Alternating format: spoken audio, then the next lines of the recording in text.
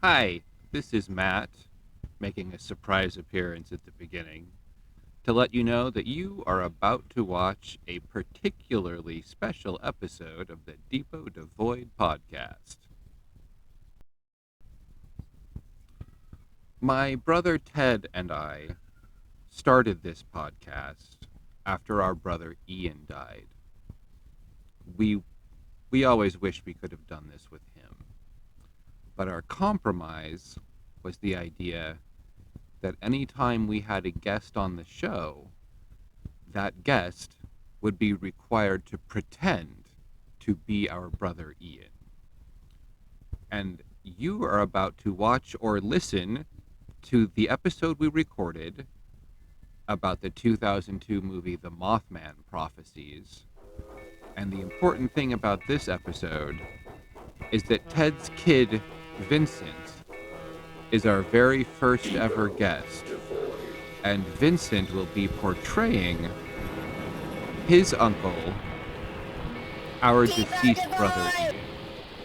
So, enjoy.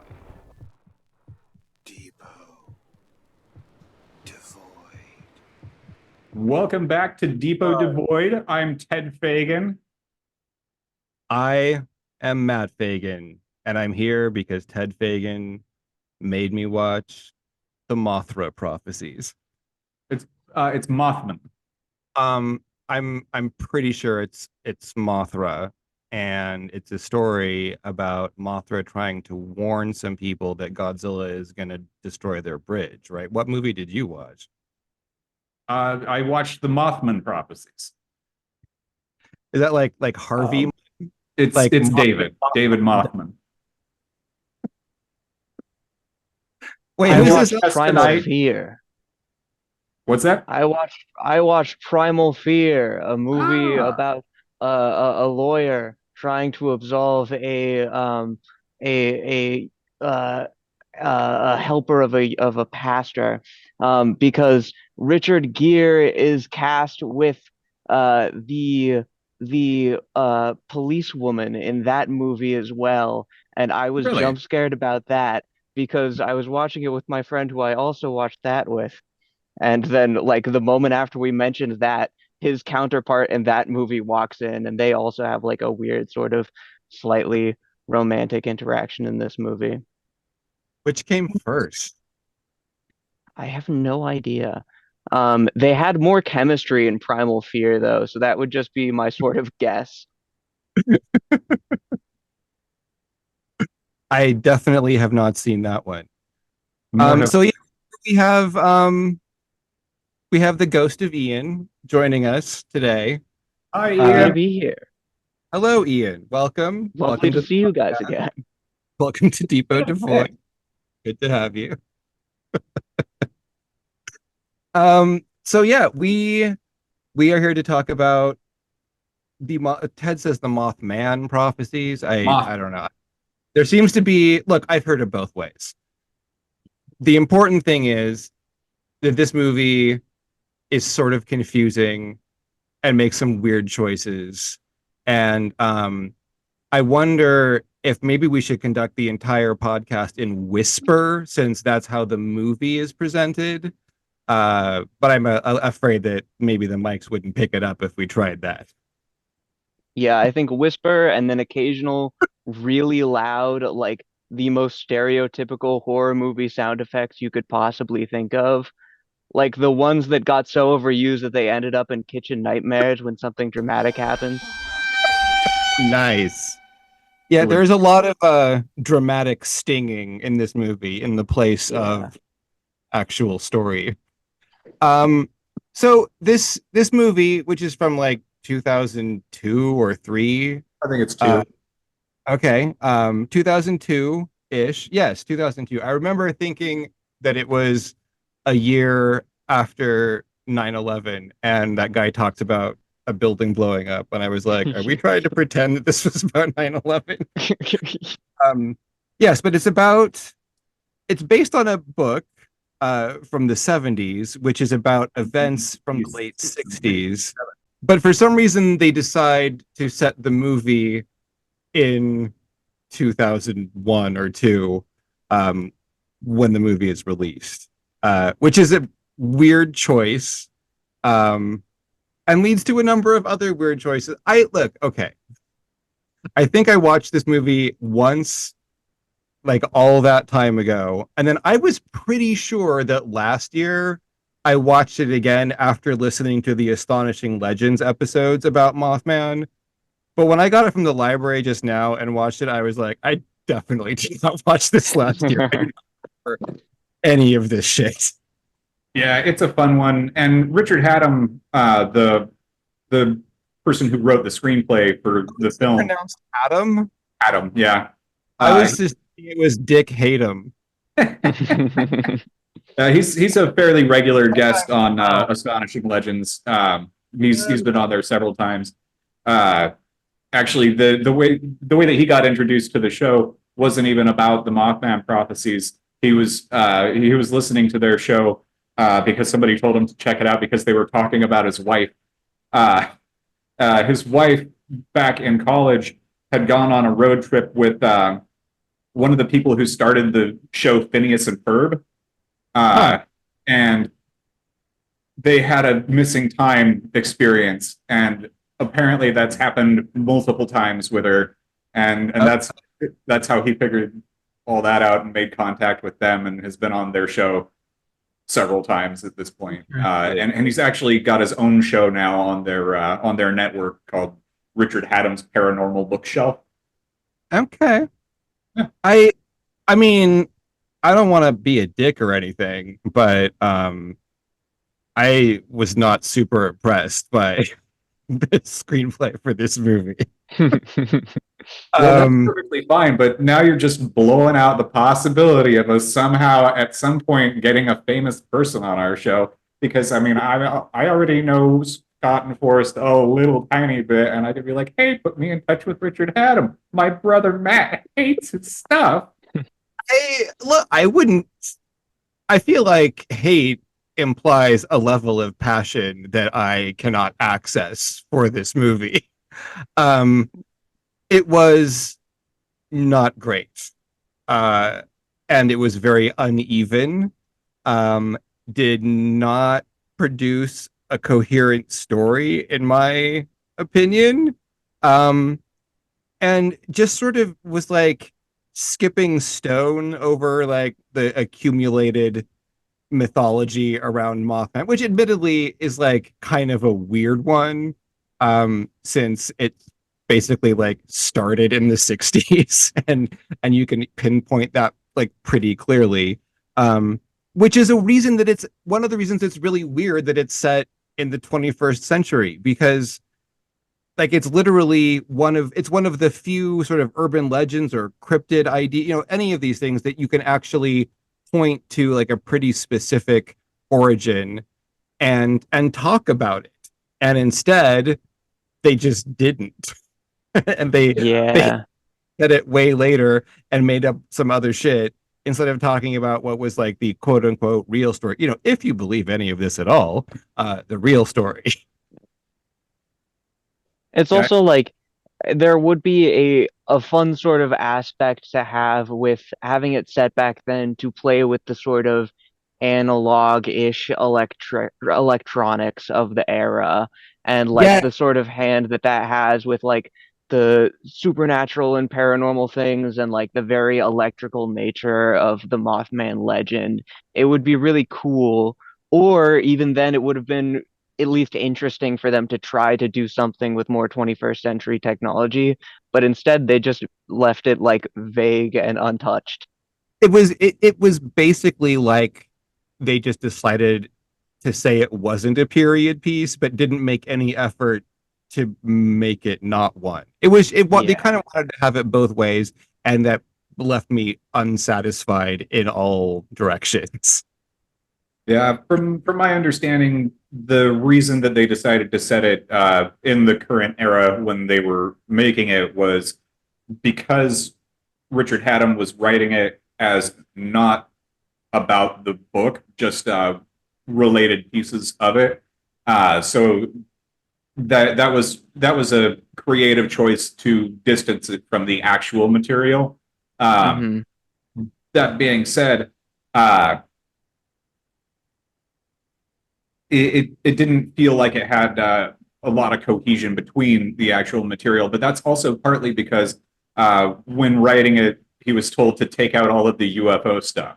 So you're only getting like a third of the story, and Okay. it makes Yeah. it a little bit difficult because then you don't have that cohesion, and you're telling a story based on a story with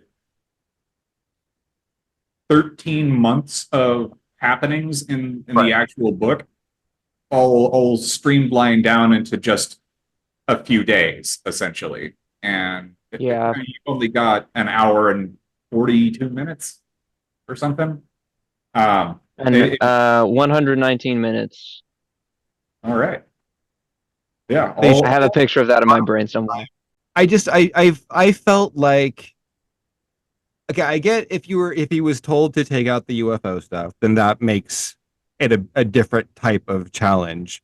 Um, but if the idea of setting it in a contemporary setting was to distance it from the like so-called real events, then wouldn't it have made sense to like have it be about different events? Because it's really the same thing. He just like transported it to the future. It's still the same story about the same bridge collapsing at around Christmas time. He made the date a little different. He altered the number of people who died, but it's clearly the same story. Um, Yeah. I don't know. I just didn't get any of those choices. And I guess if you don't know anything about Mothman, which I'm sure a lot of people didn't, then you probably don't have any of these thoughts. But to me, knowing anything about Mothman, I watch this and all I can do is question every alteration that was made, For sure. which is not. I mean, that's I guess that's my own baggage, but it made it really hard to kind of groove with the idea that of this movie. You're missing out on a very, very big point here. The book about the Mothman didn't have people fucking in a closet of a house that they're looking at buying. Yeah. That is probably true. I haven't actually read the Mothman Prophecies, which is the 1970 what 75, but I don't remember. Um, the 1970s book about the Mothman appearances in West Virginia in 67, um, and is basically responsible for sort of joining the ideas that the appearances of the Mothman and the bridge collapse were related to each other. Um, and this movie draws its main thrust from that. Um, but I think by losing the UFOs and keeping references to Indrid Cold, it just became more confusing. Uh, Yeah. I I feel like if I was coming at this with no knowledge, that I would just be lost. Be like, what the fuck is happening? Like, why Yeah. there are voices from the sink, and what is this about? It was weird and not. I didn't think handled very well. This could be like maybe a huge editing problem. Like maybe there's a lot of shit cut out, and like I don't know what's going on here, but it did not hang together very well. It kind of stops being like, what's going on here with all this strange cacophony of possibly related strange things happening at once, and starts being like, where is Mothman and who is Indrid Cold? What is happening? Yeah, If you what the don't have any sort of basis. yeah, I mean, I felt like I had a lot of questions when I was watching this movie, and even though I theoretically had the answers already, just having listened to the Astonishing Legends podcast, um, this movie left me with a lot of questions. And it's too bad because it has. I mean, it takes some interesting ideas from the Mothman Prophecies book and it has some good material to work with. There's some spooky stuff. It didn't handle it very well. Even just the startling flash appearances of Mothman look. I mean, they just look like a series of quickly cut still photos and musical sting. This is like TV movie level scare. Like, is this really the best that we could do in 2002? It was. I didn't understand who this was for, I guess. I think that I'm going to end up having to watch it a few more times because I'm sure that there's stuff in it that I didn't grasp. Because I know I saw it once before, and then I watched it again a few weeks ago. And it was entertaining because I'm still pretty fresh from having listened to the Mothman Prophecies on. Geez, it's not a book on tape anymore. It's just something that I've downloaded on my phone. Technology these days. Crazy kids. You're old. Yep. But yeah, hey, you're older than me if you're Ian right now. But not much longer. Come November, I'll be older than you. Yeah. What happens then? That's a very good question. Yeah, that's what I thought. But yeah, there's a lot of creative choices that are made in this movie that don't make a whole lot of sense to me. But I also understand that there's a story that's trying to be told that I don't fully understand exactly what is. However, I think that what was being attempted to be done here is we have the Mothman Prophecies book that's relaying these events that theoretically happened for 13 months over the course of 1966 and 67. And it's all about something that that takes place and you don't get to the bottom of it. You never understand exactly what was going on. And again, in this, you're digging in deep, but you're getting to a point where you're scared, you're rattled, you don't know where you're going, and you never follow through and find out. And that's one of the things that I thought was great listening to one of the things that Richard Haddam said about this movie is you never actually fight the Mothman. There's no Mothman to fight. You don't do battle and have anything come to fruition. You're just dealing with a process where you're getting information that is half true and not exact. And the further on you go, the more confusing it gets for you.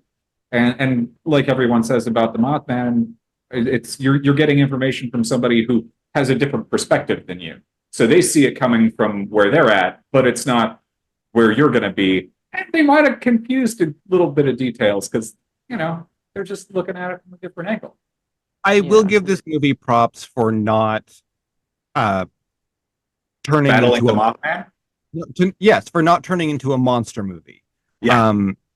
Because the tone that they were trying to create and maintain, which I obviously do not believe was entirely successful, but any attempt at sustaining that would have been completely fucked by like having a confrontation with the Mothman.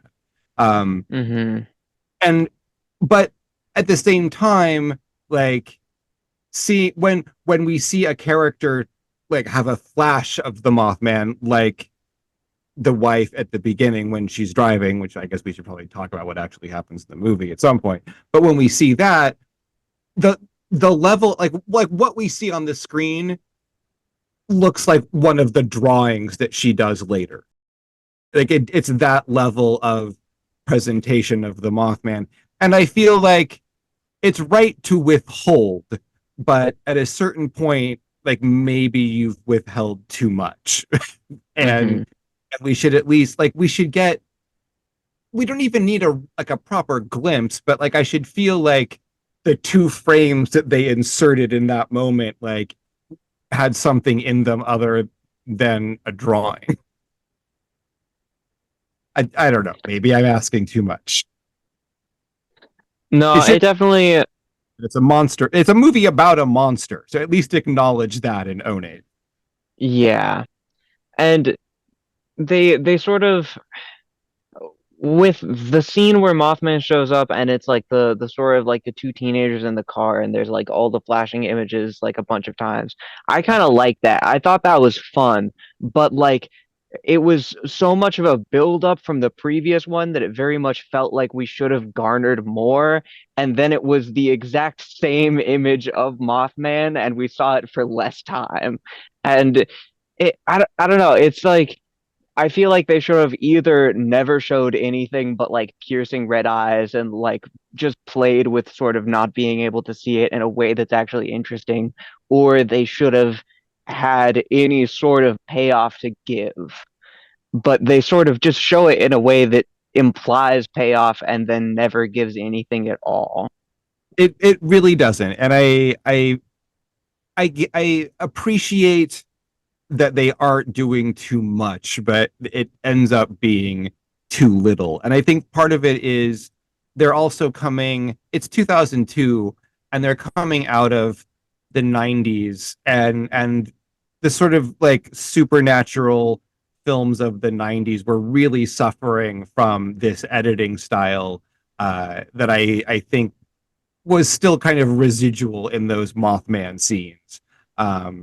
And it was like that choppy cutting, and it's a way of not showing you what you want to see by showing it to you too fast for you to process it.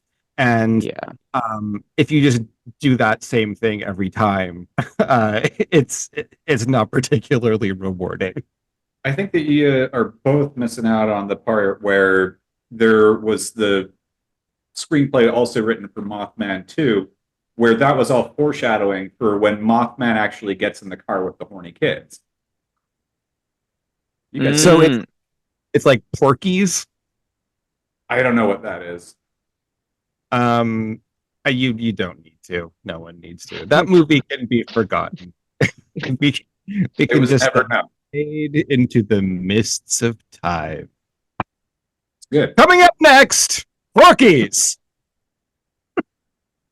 Guest starring Mothman.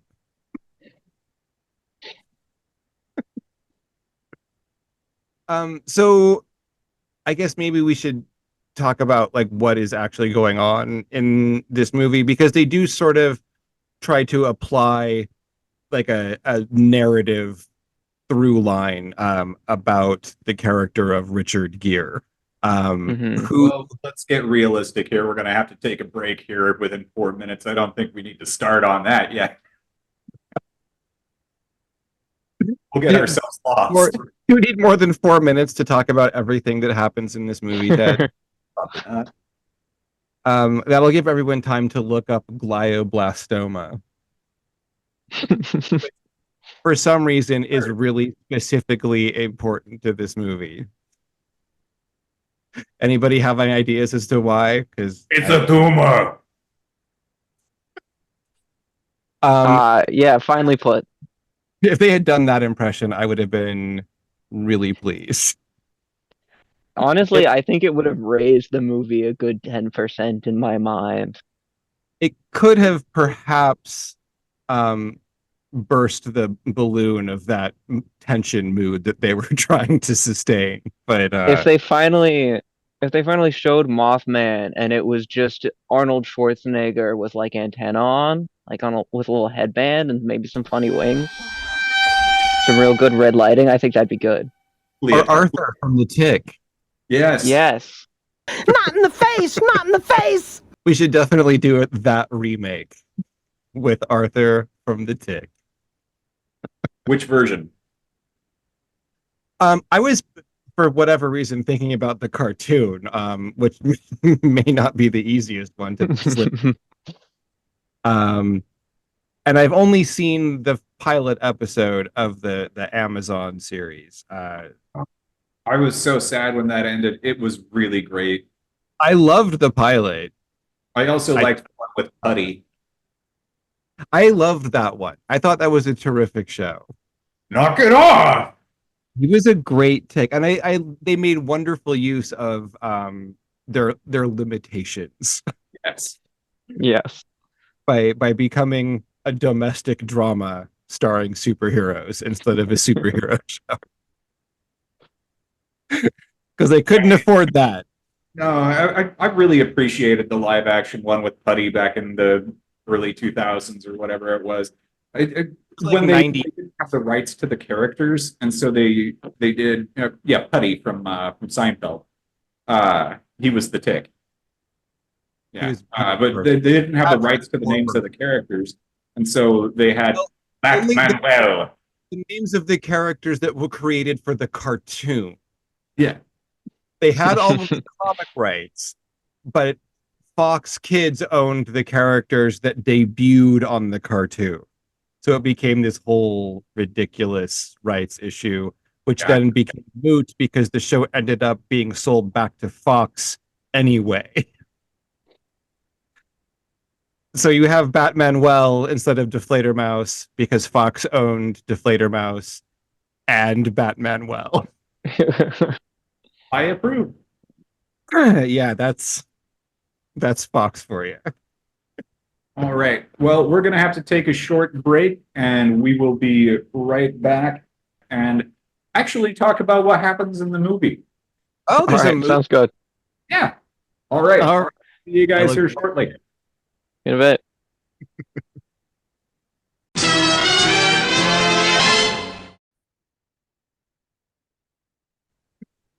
Welcome back to Depot Devoid. I'm sure you enjoyed all of our messages from our many, many sponsors. Our many, many sponsors, especially Grins, Smiles, Giggles, and Laughs brand breakfast cereal, coming to you from 1973. God, that shit hurts my teeth. Do you remember, for some reason, it popped into my head today, do you remember the short-lived ice cream cones breakfast cereal? Holy shit, before you even started talking, Matt, that was exactly the one that I was thinking of.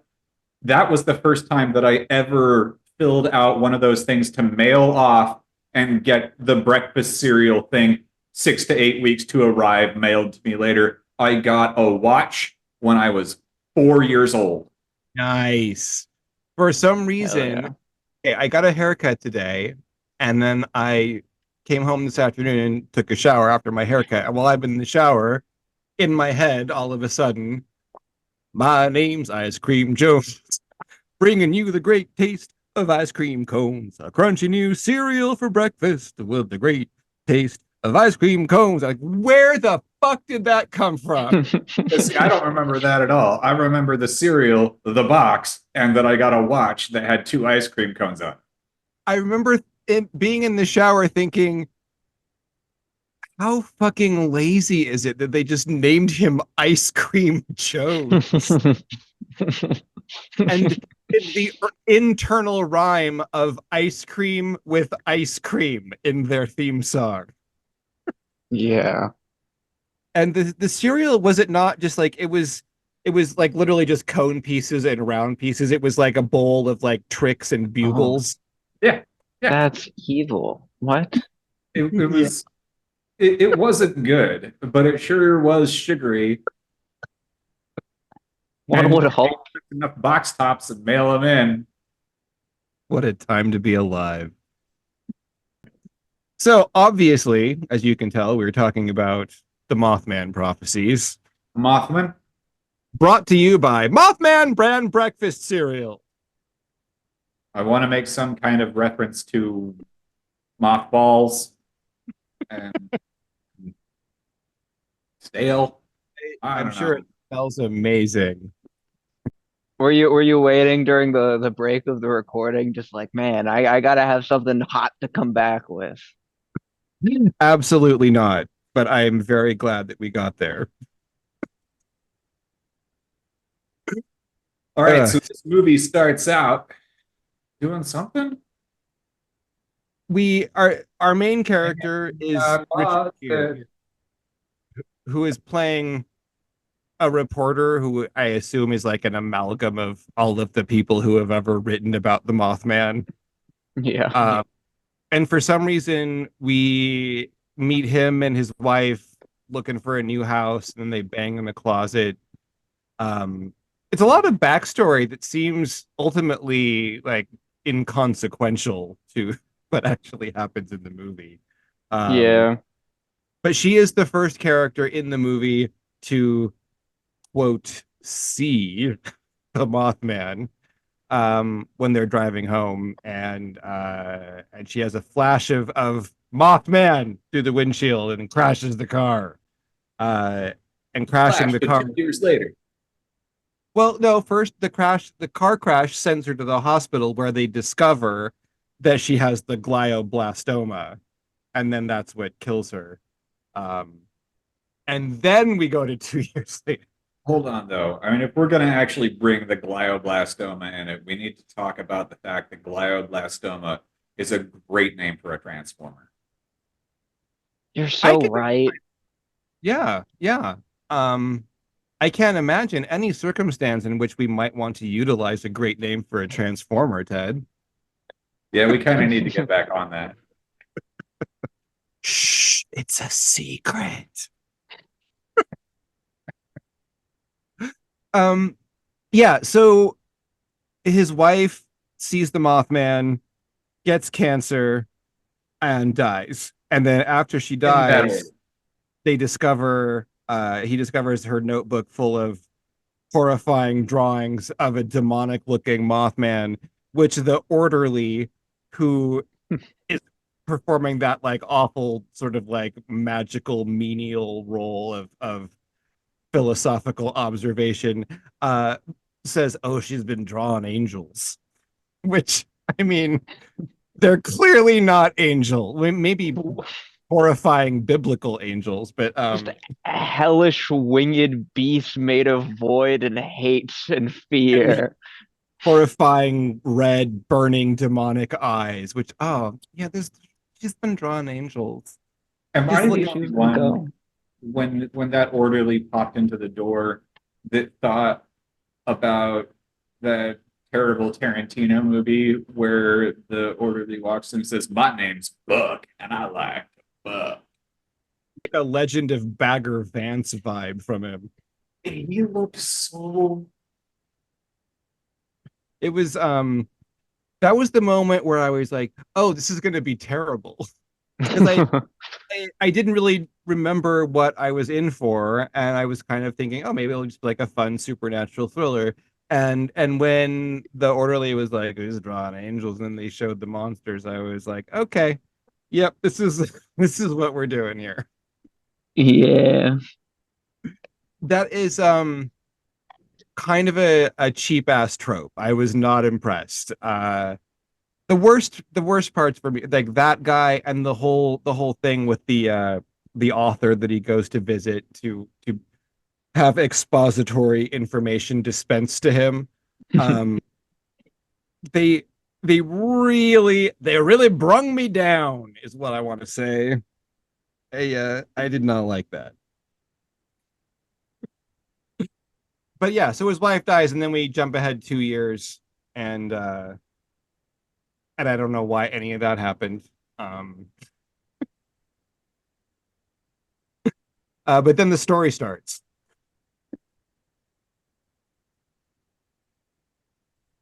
Take it away, Ted. A road trip magically transports himself 400 miles away. That is honestly like the most interesting part of the movie for me. Like that's kind of a thing. My favorite part about that is when he goes and knocks on the door and then gets himself held at gunpoint in a bathtub by somebody from the Frasier show. Is he from Frasier? Yeah, he was like, I don't even remember what he did in Frasier, but good Lord. Yeah, that guy was like, who is that? Oh, he's from Frasier. He's that dipshit from Frasier. All right. The new Halloween trilogy is the thing that I remember him from mostly. He's actually like a pretty well-known character. His name is Will Patton. He's been in like a jillion things. But yeah, just recently he was in all 3 of the new Halloween movies, which I really wanted to I like. haven't seen any of them, of course. I know you didn't, and there is nothing wrong with that because I'm going to make you watch them anyway. And they are not good, Ted. It is going to be a grueling task. But but I'm going to make you watch them. All right, Ian, how many movies are we looking at here? What was that? How many movies are we looking at? For the Halloween series, Yeah. depending on how you count, like 13 or so. Lord. It's like more than a day. That's Well, too- maybe. I don't know how long they are. Some of them are probably pretty short. But I think the new ones are way longer than they need to be. Maybe they Yeah. just that way. So yeah, the first Hey, man. sort of I lied. He wasn't in it. He just looks like the guy. okay. The I'm glad person we I was thinking of is named Daniel Eugene Butler.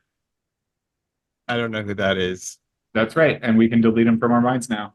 Okay. Now everybody knows I fact checked myself. So deleted. I just cut that entire conversation out of the episode. Yeah, you know what? As long as we're on it, though, fuck Frasier. I cannot stand that show. Yeah. Ugh. It's I streaming. have never seen it, and I don't plan on it.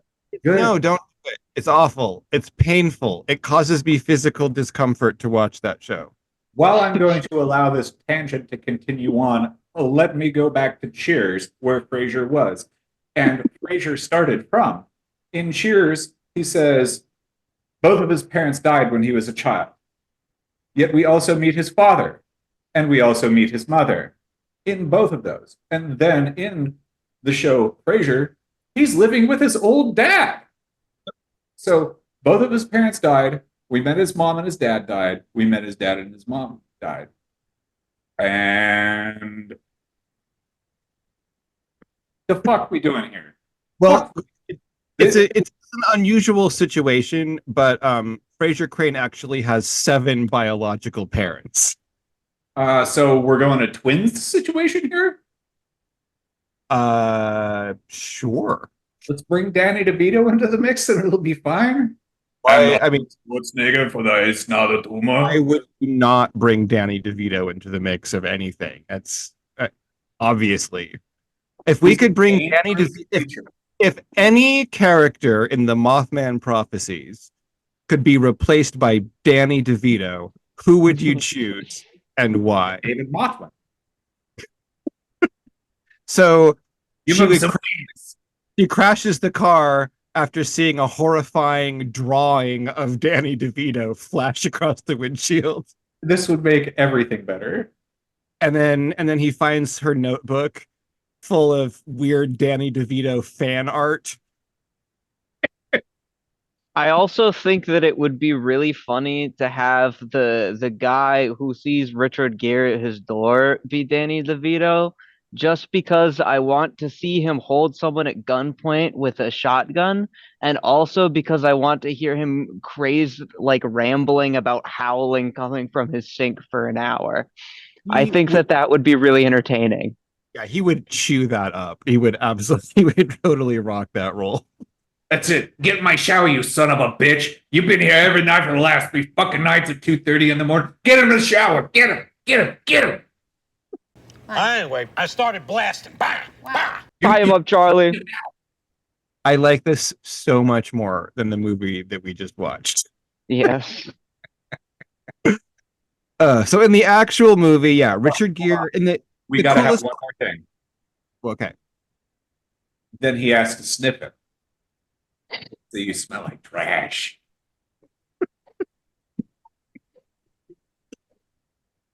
I think that Richard Gere probably smells like soup.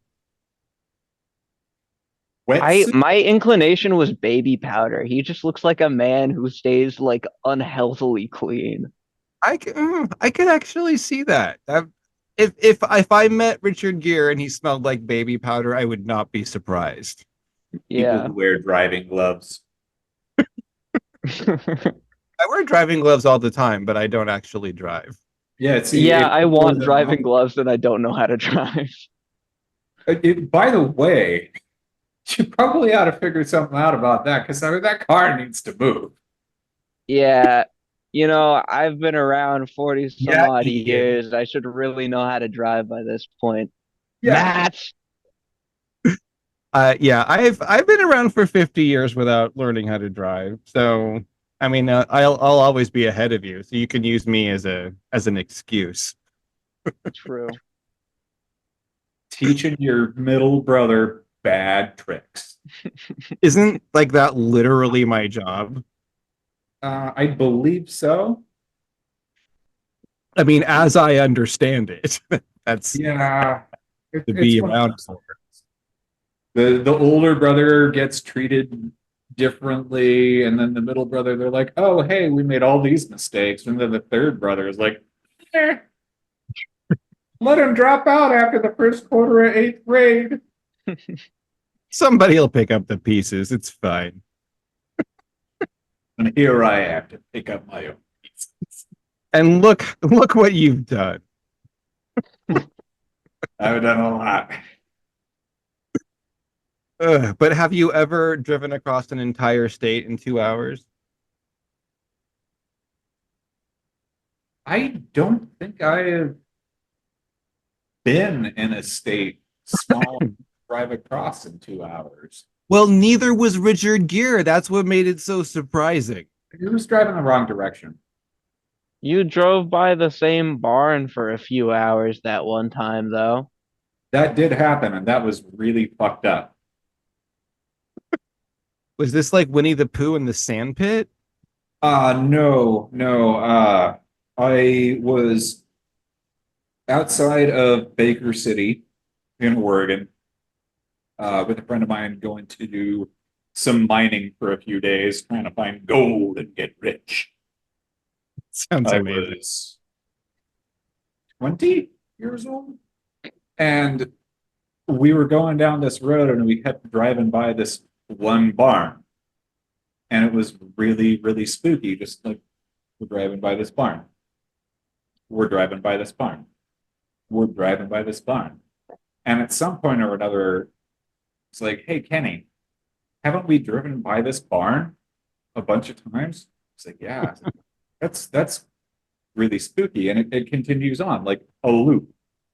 And I said something about like, there's people hanging in that barn, not like noose around the neck, just they're in the barn. There was people. Was a weird memory that I felt that I had at the time.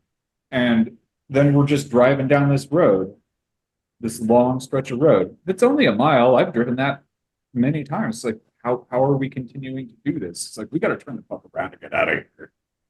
And we drove back into town and just crashed in the car. And turning around like got you out of that loop. Apparently. And we just crashed on the streets of Baker City that night and drove on to Sumter the next morning. And I still can't tell you what it's all about, but that was one of the more weird supernatural. Did you try to find that barn again? And I've could seen you? it. I saw it before. I've seen it after. I'm not gonna go and say that I've been abducted by aliens and have a screen memory. But I'm gonna say that if that did happen, that's the screen memory that I had. Look, if you believe any of this at all. Yeah. So I either had something fucked up really happen, or I just don't know what's going on that night. Right.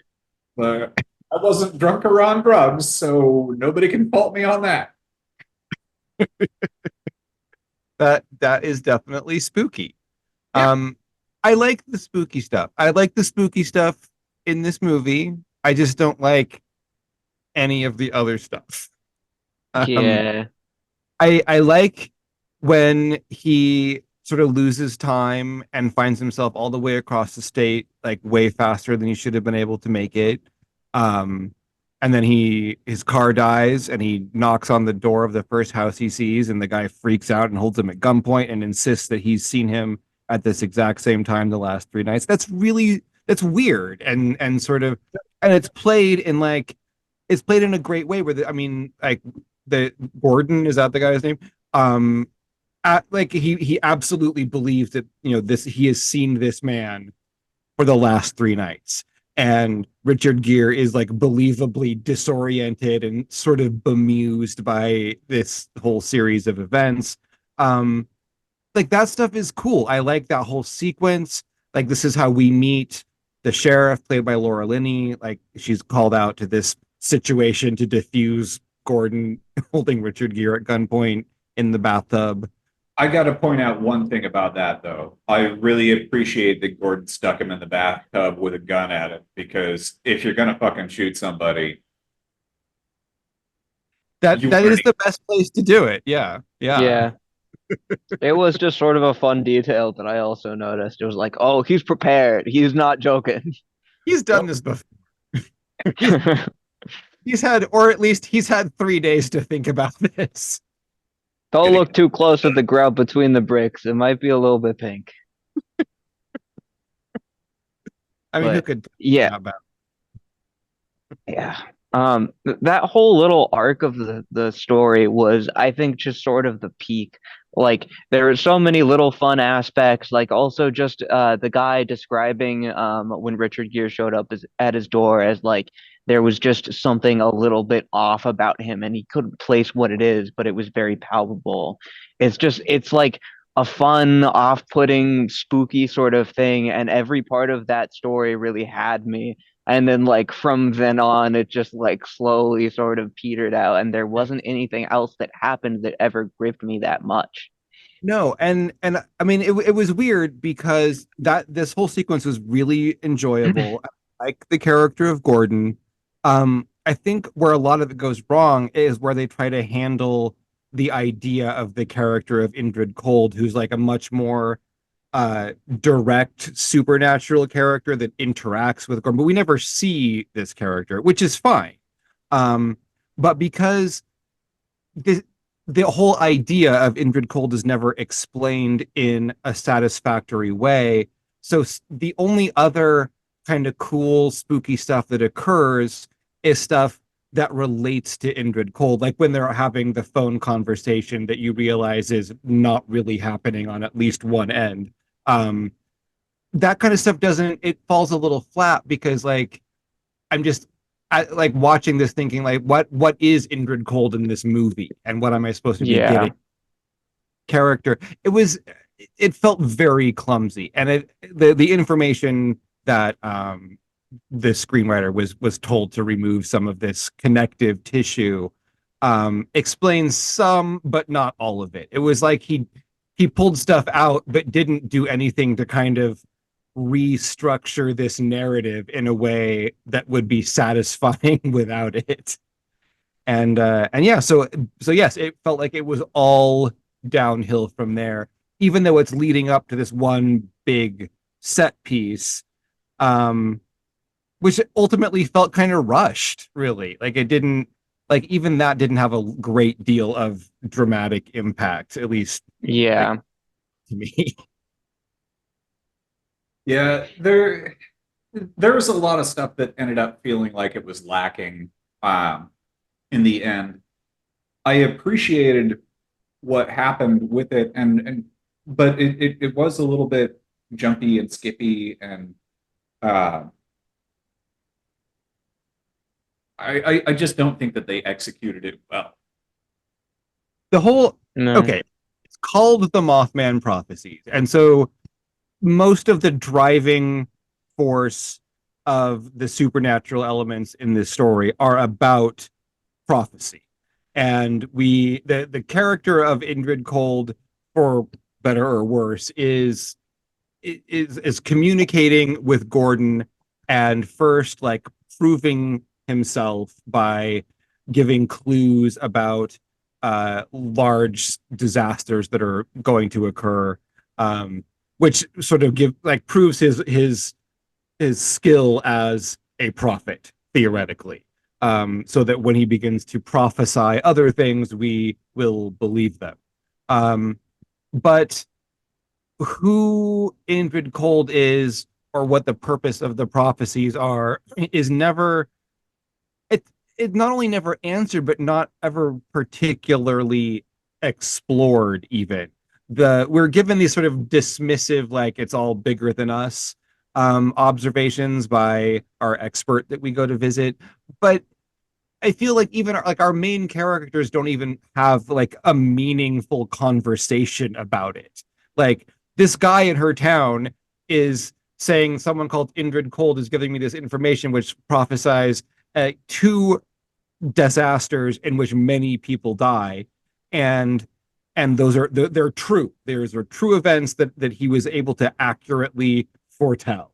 Well, why aren't we like really discussing the prophecy aspect of this? And it just kind of is left behind, and the relationship between that and Mothman is never really explored. I don't know, it's sort of like watching Lost, where there's just a lot of like ideas that are thrown, and they don't add up to anything satisfying and don't really seem Yeah, really intended to. for sure. I also noticed that with the cinematography, because like they do a lot of really fun things, especially early on, like playing with red lights in black like dark Yes. settings. And I think it's really fun, and also playing with something so simple as that makes you start to pay attention and see it in other places as well. Like even just the taillights of cars on the road, you'll be like, oh, it's like Mothman eyes. And they're not trying, but you're looking for it now. And I think that's cool. And I also think it's kind of fun that the story follows the formatting of like a schizophrenic person getting messages from like their delusions, where it's like, oh, but this is real. This is like my reality, and no one else around them believes them at all. And it's like, but what if it is real? But then it doesn't really feel like they ever commit to that either. And there's also the whole story of like teaching yourself to let go, but then they don't really do anything with that in the end. It's like, oh yeah, you have to let go. And then like the characters are like, okay, but what do we do with that now? And then the movie ends. It's Yeah, there's so many beginnings of things that just don't go anywhere at all. it keeps introducing these themes that don't tie together in any way that seems thought out. That's And why Hmm. you guys are forgetting about the whole part where we have Mothman 2, where he gets in the car with the kids on the hill that are trying to fuck. I It comes to a conclusion in the end of I number two. mean, it comes to a conclusion in the sense that it stops and there are credits. Um, I'm I'm not sure what you mean by conclusion, uh, but Uh, I Full release. then I definitely did not come to a conclusion, at least not for me. Yeah, this it all leads up to are they doing it? Is it Christmas Eve in this movie? I don't know if it was Christmas Eve. I'm not 100% sure on what the date was on that. I know it wasn't the real date, but it was Christmas time. Yes. Um, Yeah. big there's a bridge collapse, and that's what sort of the big set piece that this whole story is moving toward. Is that the Silver Bridge from Point Pleasant, West Virginia, across the Ohio River collapses, um, which we pretend has no known cause, although the cause of the actual collapse was discovered like fairly early December on. 15th. Uh, December 15th. okay, December 15th, 10 days before Christ Mass.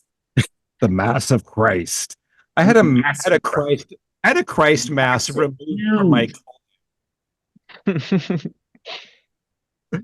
Yeah, so it's a Christmas movie. So you and your family can always gather around and watch the Mothman Prophecies at Christmas time, um, and I'll cheer the big bridge collapse, which the book has implied that the Mothman visions were tied to the collapse of this bridge, which I mean it seems like if that were happening, then the people who were seeing Mothman and were being told that would have said something at the time, but it didn't really come out until the book in the 70s instead of in 67 when it actually happened. Although there are many documented Mothman sightings leading up to the actual collapse of the bridge in 67. In our story in the movie, not quite as many people died, but it was Christmas Eve, I think, so that made it more tragic. And their presence in the water, guys. And you care about these people. Those ones aren't real. You didn't meet them. Maybe they were in this world, but That's true. It's hard to love people from the 60s. you make a fine point. They're all too smelly. They were all back then. It's gross. Patchouli yeah, and so BO. there's a big bridge collapse and a bunch of people die. It's super tragic, I guess. And the gift of prophecy seems to have saved no one. So it was all did save one.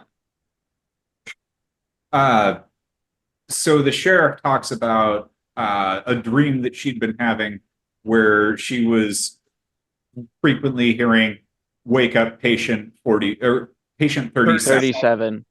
And that's a point of interest for fun, largely because it actually existed in the book and the original stories. There was a person who had that dream over and over. It's not the sheriff of the town. I'm not actually really connected, but it's entertaining that we do include that detail in the story that's presented to us on film here,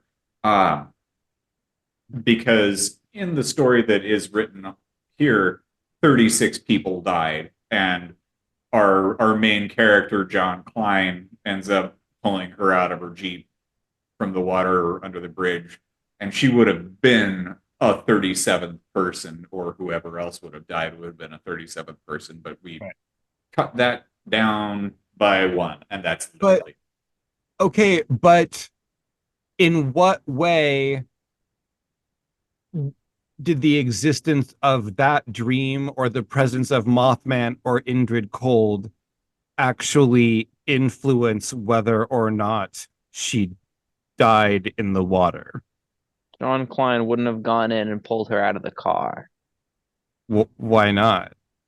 Because he wouldn't have been there and he wouldn't have been aware. She called him, not for any other reason.